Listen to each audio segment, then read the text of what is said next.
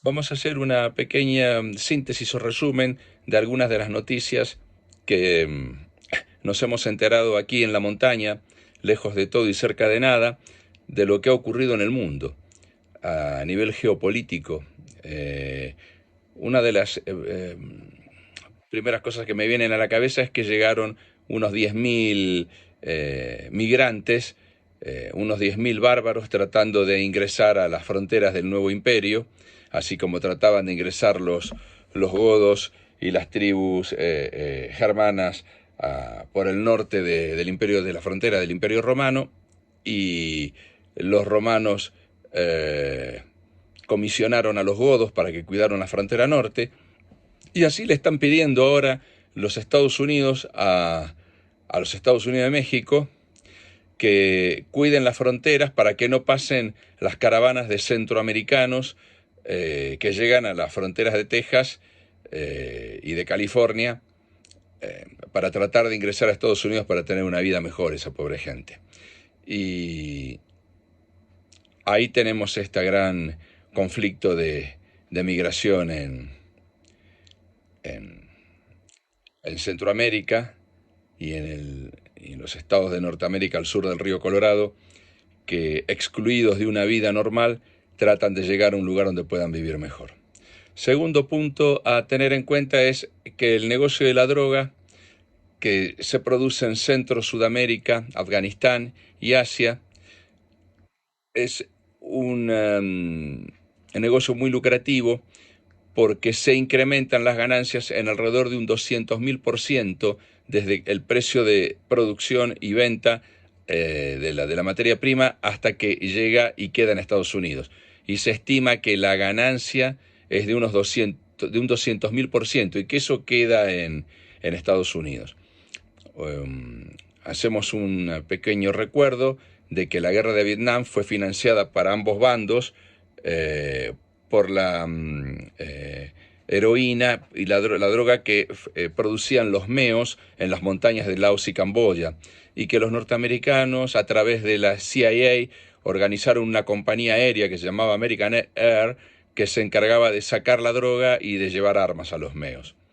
En Afganistán los talibanes también se han financiado con heroína de alta pureza y esa droga también termina en Estados Unidos. Otro punto más para comentar. El gasoducto Nord Stream 2 se ha finalizado. En poco tiempo ya llevará el gas gas natural de buena calidad y barato desde Rusia a los estados de la Unión Europea, entrando por Alemania. Es un gasoducto subacuático doble de 1.200 kilómetros que eh, va como ya dijimos, desde Rusia a Alemania, y va a llevar gas barato. Un gas que en estos momentos es muy caro en la Unión Europea y que al ser caro ha aumentado los costos de las plantas de electricidad que funcionan a gas. Estados Unidos ha tratado de impedir que se haga ese gasoducto porque quiere favorecer a su aliado estratégico, que es Ucrania, porque en estos momentos el gas ruso llega a Europa a través de Ucrania, y Ucrania se beneficia muchísimo porque cobra peaje. Es decir, cobra peaje porque pasa el gas por su territorio. Y como Ucrania no se está portando muy bien con Rusia, los rusos le pueden cortar el chorro de gas y mandan el gas a Europa por el Nord Stream 2. Algo que no sé si les conviene a los rusos y no sé si les interesa mucho a los rusos, porque a los rusos les interesa vender el gas que pase por Ucrania y el gas que pase por Alemania. Y teniendo los dos gasoductos, le ponen una leva, tienen una palanca sobre Ucrania en cuanto a negociaciones sobre el Donbass, la región del Kobán, que quiere autodeterminarse y ser rusa y dejar de pertenecer a Ucrania. Y hay una guerra de hace mucho ahí con los separatistas del Donbass y de toda la región del Kubán, que es la región de los cosacos del Don. Bueno, entonces, los norteamericanos pretendían venderle gas licuado a partir de esquisto, que llegara a Europa en barcos y que iba a costar aproximadamente 4 veces, tal vez me equivoque, ¿no? Pero 4 veces más de lo que está costando el que está llegando ahora. Y el Nord Stream 2 va a llegar gas más barato todavía. Es decir, que estamos, si costaba ahora el gas licuado norteamericano, llevado en barcos, nada ecológico y bastante complejo, y que hacía depender a Europa de los Estados Unidos, eh, y que encima cuesta 4 veces más de lo que está costando ahora, y el nuevo gas que viene por Nord Stream 2 va a costar 4 veces menos, estamos 8 puntos por arriba. Por supuesto, Alemania dijo que no. Alemania dijo que no, se mantuvo firme y Estados Unidos tuvo que dar vuelta atrás. Se sancionaron a las compañías constructoras, se amenazaban a las compañías constructoras con sanciones económicas, con sanciones en las cuales no se les iba a permitir comerciar ni vender sus productos, que es de servicios, si fabricaban el Nord Stream 2. Pero bueno, finalmente tuvieron que torcer el brazo, dar el brazo a torcer los estadounidenses, y a cambio de que alguna promesa de que Rusia no entable relaciones tan carnales o tan estrechas con China, ellos no van a poner sanciones a Nord Stream 2. Por lo menos Biden ha dicho eso, porque el presidente anterior, el señor Trump, no estaba de acuerdo y quería poner sanciones importantes. Mm. Otra de las cosas que ocurrieron esta semana fue que el 18 de septiembre se celebró una protesta frente al Capitolio de los Estados Unidos, en repudio y pidiendo que se liberen a la gente que todavía está presa cuando se tomó el Capitolio, supuestamente, por instigación del presidente saliente que perdió las elecciones. Sus partidarios, ¿no? Tomaron el Parlamento, el Congreso de los Estados Unidos. Entonces, ¿qué pidió el gobierno? Le pidió a los manifestantes que van a ir a, a protestar, dando vueltas alrededor del, del, del Capitolio, que no lleven armas. A ese punto de miedo han llegado, a pedirle a la gente que no lleven armas, porque recordándoles que la aportación de armas en Washington no está permitida, y nuevamente han puesto vallas alrededor del Capitolio, al mejor estilo de los congresos de los países del tercer mundo o de los países sudamericanos. Así que no hay nada de qué avergonzarse el resto de los países del mundo con relación a cómo se comportan, ya que el imperio, el país central, el supuestamente el más poderoso del mundo, su gente se comporta igual. Bueno, Merkel. Merkel se va, Merkel se va, deja un gran vacío, Angela Merkel, y Angela Merkel estuvo haciendo grandes esfuerzos para incorporar a los países bálticos, a los países de los Balcanes, a los países balcánicos, a la Unión Europea, entre ellos Serbia, que fue tan atacada por la OTAN y tan bombardeada por la OTAN. Yo he podido ver los daños que quedaron de los bombardeos por los Tomahawk, de los misiles tirados por los Tomahawk a Belgrado. Todavía no se ha arreglado el edificio de televisión, de emisora de televisión nacional, y se dejó como testimonio, porque se mató mucha gente. Hablando de la gente que matan los estadounidenses, recordarán que cuando se fueron de Afganistán, el día anterior hubo hubo ataques con bombas, uno de ellos cerca de una de las puertas del aeropuerto, y murieron 13 soldados norteamericanos y estadounidenses, y tuvieron unos cuantos más heridos, y al día siguiente enviaron un ataque dirigido con un dron que liquidó a un terrorista del Estado Islámico que iba a hacer otro ataque también suicida. Bueno, no fue así. No fue así. Para este fin de semana pidieron disculpas, arrepentidos, porque no mataron a ningún terrorista. Mataron a 7 niños y a 3 adultos.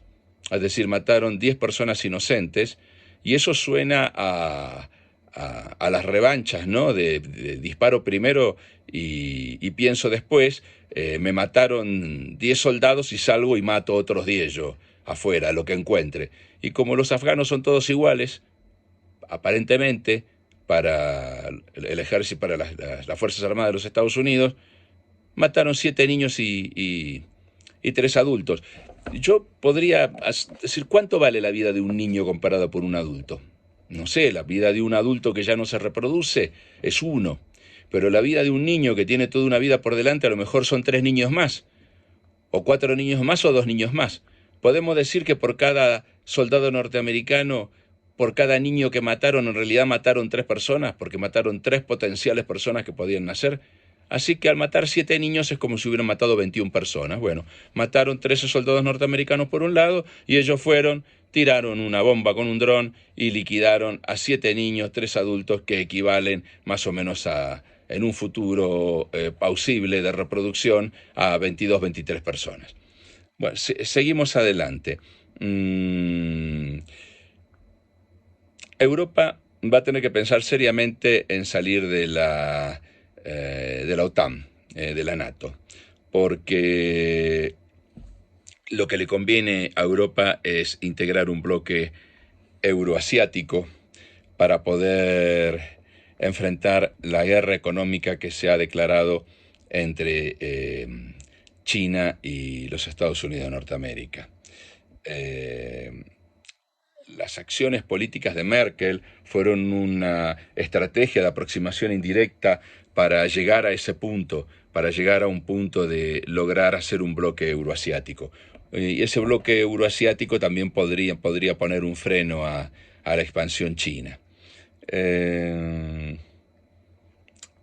los estadounidenses le dieron un claro mensaje a la Unión Europea sin previo aviso, y de golpe se enteraron que hicieron un pacto y un tratado de alianza con Australia y Gran Bretaña para suplir de submarinos nucleares a Australia, y de esa forma se cayó el contrato y el convenio que tenía Australia para proveerse de submarinos que los iba a fabricar Francia, para lo cual se habían creado 3.000 puestos de trabajo.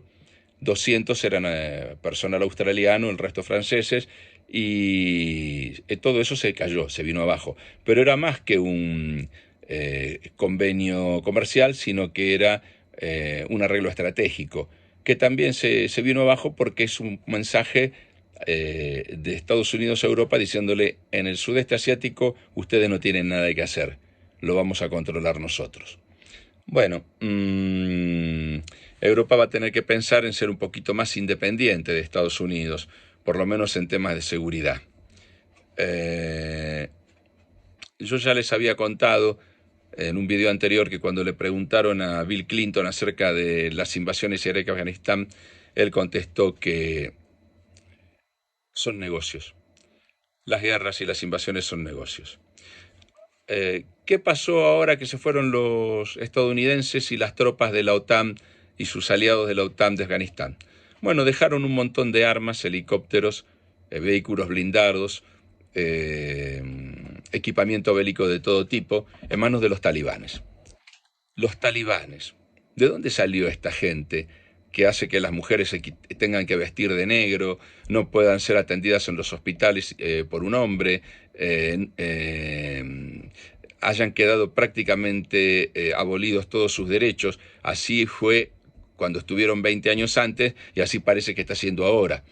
Y los talibanes fueron un invento de los norteamericanos, que impulsaron a los mujahidines dándole armas para minar el gobierno socialista prosoviético que había en Afganistán.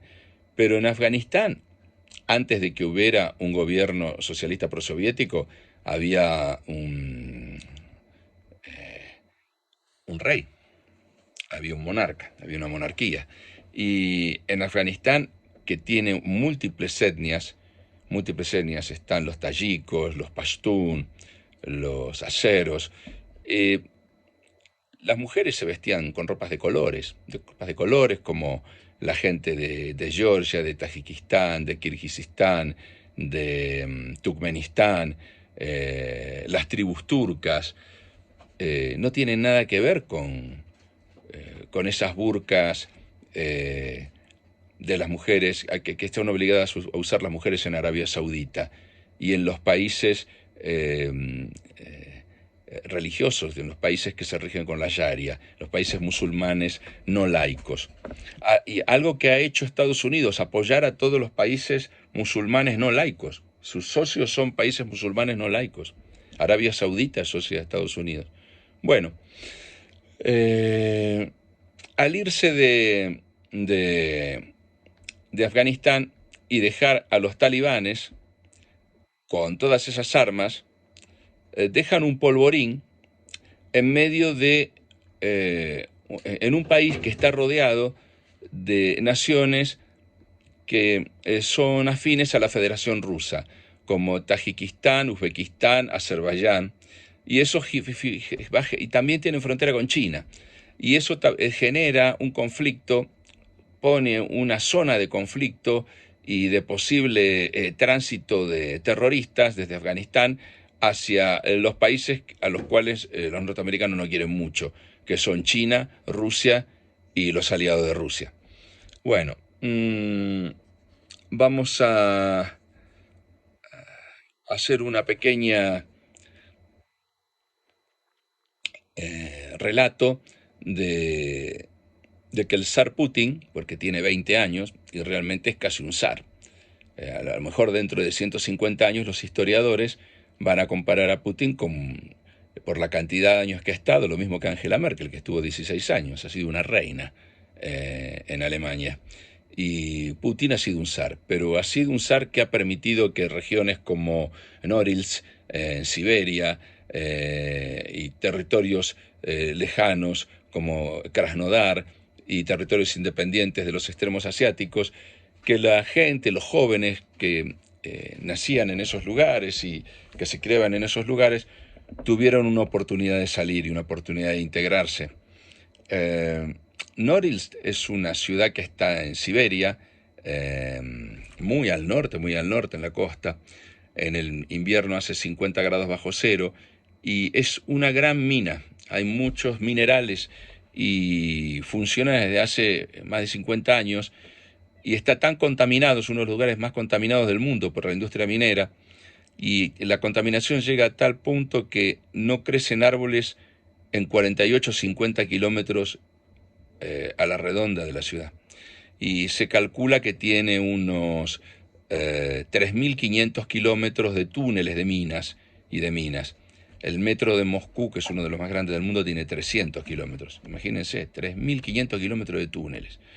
En una ciudad altamente contaminada y donde tiene uno de los índices más altos de accidentes que desde que está el zar Putin, eso disminuyó en un 75% el índice de accidentes, que todavía sigue siendo alto. Y han disminuido la lluvia ácida en más de un 60-65%. Por eso todos los problemas que tenemos nosotros por acá parecen un poco irrisorios frente a lo que ocurre en otros lugares del mundo. Vamos a volver un poquito a Europa, a Alemania. Alemania quiere incentivar su industria de automóviles a hidrógeno, pero quiere un hidrógeno ecológico, un hidrógeno limpio, y para poder tener ese hidrógeno limpio necesita instalar parques solares y muchos pantallas fotovoltaicas, muchos paneles solares. Se calcula que tiene que ser alrededor del 2% del territorio libre de Alemania y le falta territorio. Entonces, para compensar un poco a los ucranianos que estaban pataleando tanto por el Nord Stream 2, han hecho una serie de arreglos en ese sentido para hacer inversiones en Ucrania y poner grandes campos de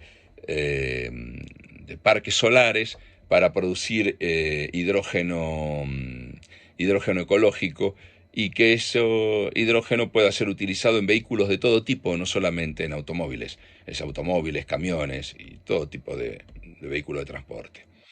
En ese sentido, a mí me parece que sería interesante que Europa piense en todos los países que están entre el trópico de Cáncer y el trópico de Capricornio, como los países africanos y los países sudamericanos, que podrían ser una solución para la producción del hidrógeno ecológico y una gran fuente de empleos para esa gente que está en África, cerca de los europeos, y en Sudamérica aquí. Me parece que no le interesa mucho a la gente. Otro tema, litio. El litio de Afganistán. Dice que el litio de Afganistán es de muy buena calidad, tanto igual o mejor que el boliviano, y, este, y que sería eh, un lugar como atractivo, como la fiebre del oro en las montañas rocosas y en California, que atraía a los aventureros a sacar oro de esos territorios que estaban ocupados por los indios, así que hubo que liquidar y masacrar y matar a toda la población indígena que vivía ahí, o mandarla a otro lugar a reservaciones para que los mineros pudieran sacar el oro del oeste de los Estados Unidos. Bueno, acá parece que va a pasar algo parecido con el litio en Afganistán. Vamos a ver si los afganos les dejan sacar el litio. No sé si te acordás, a ver si está Gustavo, si estás viendo este video. Gustavo es un amigo psiquiatra que me hacía un comentario hace muchos años diciendo que Bolivia produce tanta cocaína y que la cocaína provoca tantos daños psicosociales en la mente de las personas, y que paradójicamente el litio boliviano era de alta pureza y permite hacer los comprimidos y el medicamento que se utiliza, porque el litio se utiliza para tratar los síndromes psicóticos, para tratar a los locos, o para tratar a la gente que tiene problemas mentales. Y hay gente que tiene problemas mentales provocados con la droga que termina teniendo que ser tratada con litio. Qué paradoja, ¿no? A lo mejor alguien se envenenó el cerebro por la cocaína boliviana y terminó siendo tratado por el litio boliviano. Bueno, eh, ¿qué otro tema más? Bolsonaro. Bolsonaro, el presidente Bolsonaro en Brasil, dice que no va a aceptar los reclamos de la población indígena porque eso provocaría la reducción de la producción de los alimentos si cede esos territorios a los indígenas, y que eso llevaría a una falta de cultivo, y que esa falta de cultivo se traduciría en una disminución de producción de alimento al punto de que pudiera haber escasez de alimentos en el mundo, porque el señor Bolsonaro no se dio cuenta que Europa ya arregló sus problemas de alimentos y que Europa produce los alimentos que consume. A tal punto que, fíjense lo que es el libre comercio, que es el libre comercio que yo digo que no existe. Los países europeos, por ejemplo Holanda, obligan a los países africanos a que dejen entrar sus productos en esos países africanos. Y uno de esos productos son las cebollas. Holanda produce cebollas en exceso, cultiva y produce cebollas en exceso, y ha metido esas cebollas en los países africanos con los que ha hecho convenios, y ha fundido a los productores de cebolla locales, y han quedado sin trabajo y han quedado sin esa fuente no solamente de trabajo, sino de producción local de cebollas, eliminada porque es más barata la cebolla que viene de Holanda. Y esas cebollas que debieran ser marcadas con impuestos para favorecer la industria local o la producción local agrícola, no ha sido así, porque los holandeses han exigido que no se carguen con impuestos a sus productos. Entonces, ¿dónde está el libre comercio? Porque el señor Trump le impuso impuestos a todos los productos metalúrgicos, al acero y al aluminio que llegaba a Estados Unidos desde Europa. Fuertes impuestos. Entonces, depende si tienes submarinos nucleares y un buen ejército que te apoya, vas a poder poner impuestos y cargar de impuestos a las mercaderías que vienen de afuera, importadas, ¿no? Bueno, la recesión y la falta de empleo y la pobreza en Reino Unido avanzan en forma firme y sostenida, aniquilando a la clase media y llegando al punto de que se han perdido en lo que va del año 700.000 empleos, la, la disminución de la capacidad adquisitiva se ha agudizado y hoy hay muchas personas que pueden hacerlo, pero hay muchas que no. ¿Y qué es lo que no pueden? No pueden gastar 10 libras, 10 pounds, 10 libras en un negocito de comida rápida para comer un fish and chips o un emparedado, un sándwich. Bueno, me parece que no hay mucha gente que pueda gastar 10 libras por día. Bueno, nosotros si viajáramos los sudamericanos, a la diferencia del cambio, sobre todo los argentinos, tampoco podríamos gastar 10 libras por día. Bueno, y ahora vamos a hacer un pequeño paréntesis. Vamos a hacer un pequeño paréntesis antes de empezar con las guerras del opio.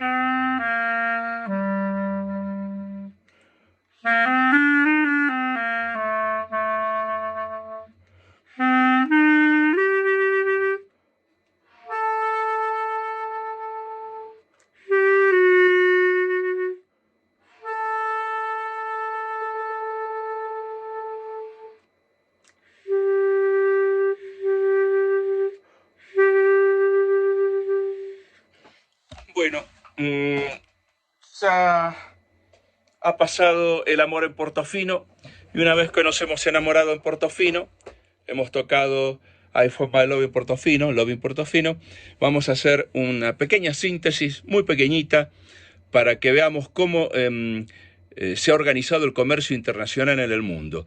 Y yo les hablé en un video anterior sobre el doblón de oro español, que era lo que querían los chinos, pero después los chinos no quisieron más el doblón de oro español. Querían plata, solo querían plata. Querían monedas de plata, lingotes de plata. El emperador chino quería plata. Esto fue así a partir de 1839. En esa primera época del comercio primero empezaron a comerciar los portugueses con los chinos que llegaron por la ruta del este y se establecieron en Macao.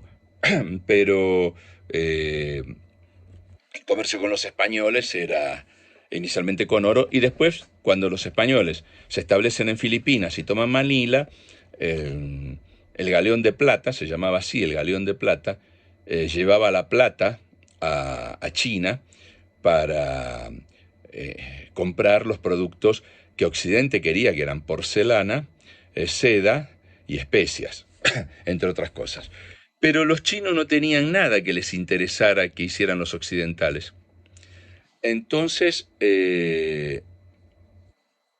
aparecen ahí para comerciar los franceses, los británicos.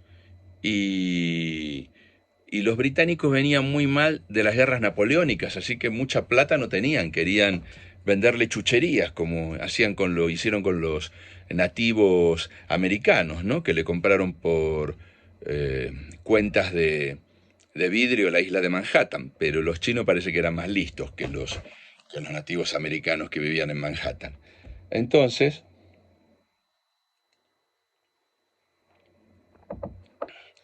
eh, los,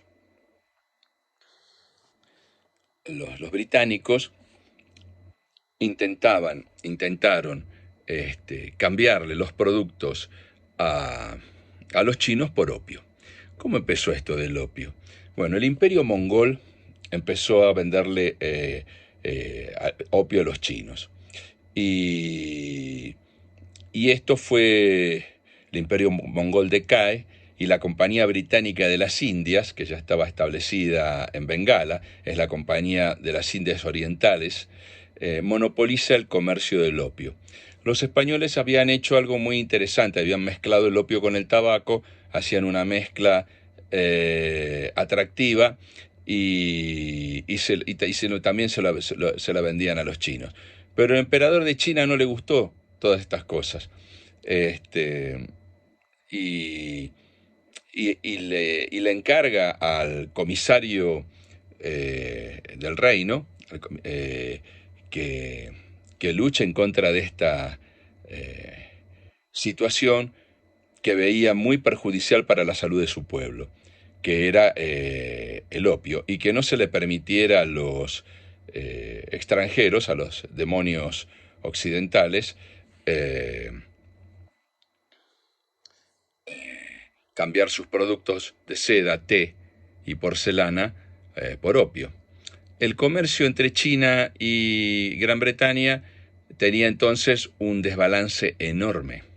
Enorme porque Gran Bretaña no tenía con qué pagar, no tenía plata. Entonces empieza a exportar ilegalmente el opio a China desde la India británica.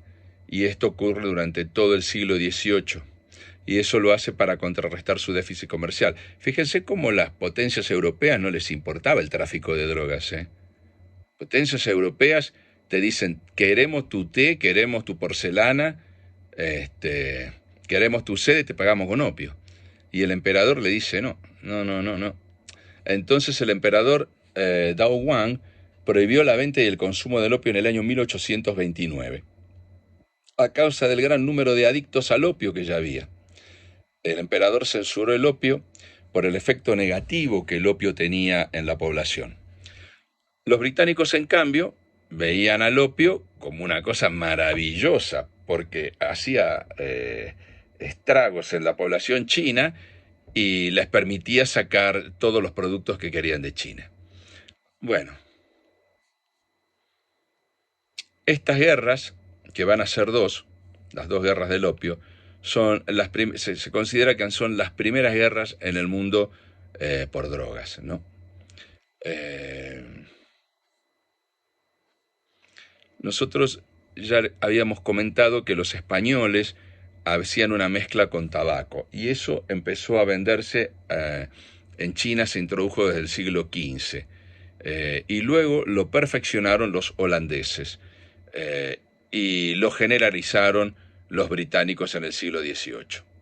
Bueno, ya contamos que el emperador eh,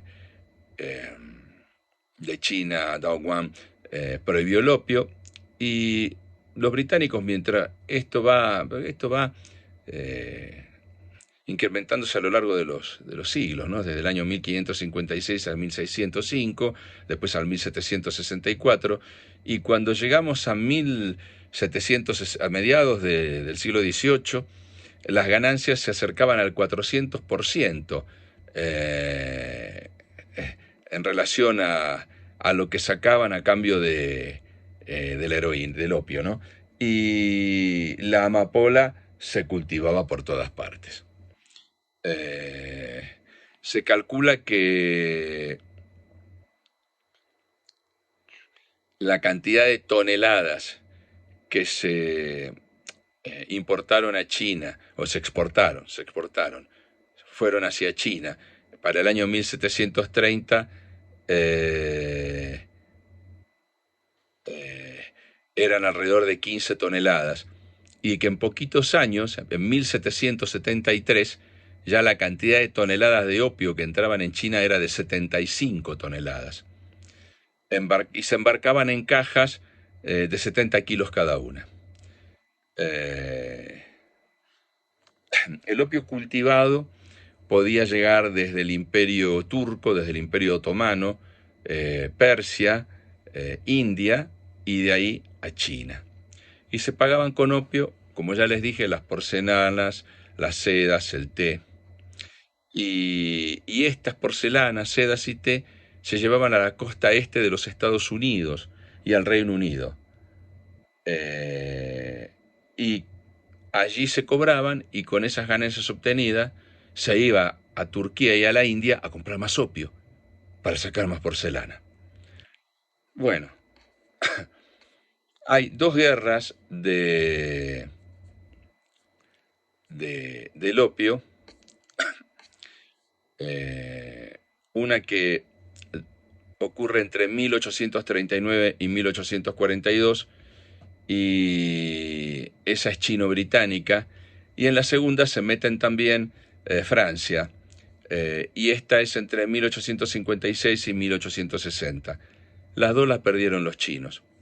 Antes de que estallaran estas guerras del opio, los chinos solamente permitían que el comercio se hiciera en su territorio en un puerto, que es el puerto de Cantón. Y a partir de esas guerras perdidas por China, forzaron al gobierno del emperador a hacer una serie de tratados comerciales, llamaron tratados desiguales, y eso permitió que se abrieran varios puertos al comercio exterior, y ahí es cuando se anexionan Hong Kong.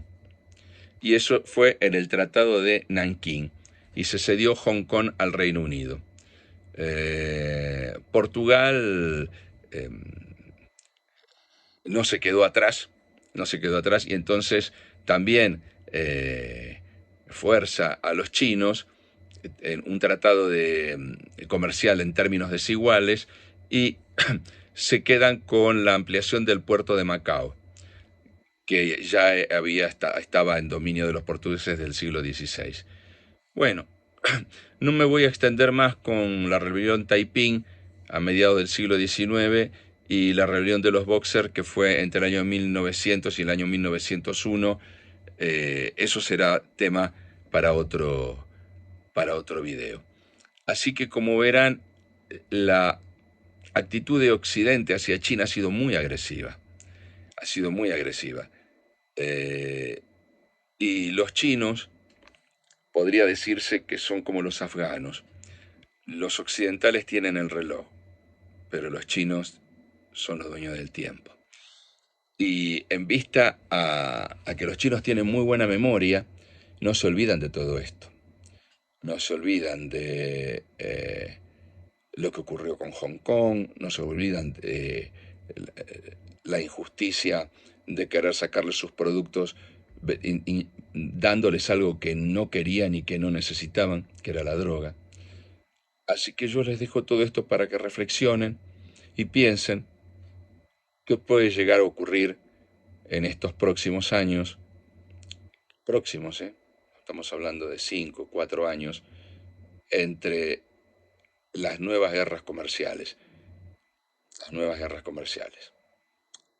Bueno, que tengan unas buenas noches y disfruten.